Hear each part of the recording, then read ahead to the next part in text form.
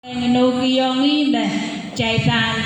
Wiyawana jaita and kapayata totokan pugolok jaita kiyangi nan January.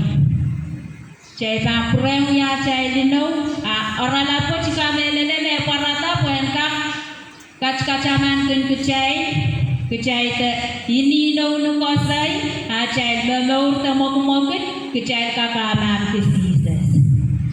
Arunengko. Kita melele orang aku cesa pengalai inaleti kita kena berbawaj.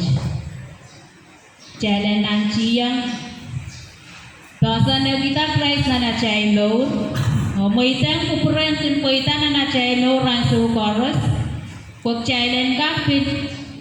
Kolokon melen nan ino mak jalan jalan uyayang. Jaite Piceta kamam ki murin malaka kokoroj aku cai kamam ki mon malaka kokoroj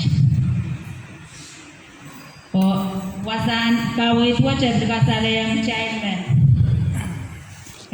kosai kun nangai kun nanor kita wiya napan main kosabol macai lawan nasani iso ceban kamam kun komila kau no coach na sabon manasen and kachin kasoko kapayatan na leweng yun.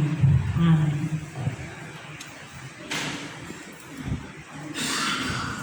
Kailangan kau pinaka sa mga tubig siptoso balian manaka o tayo. Kailangan kawin sa bakit yun ang pwede ko sa si gumo sa pala.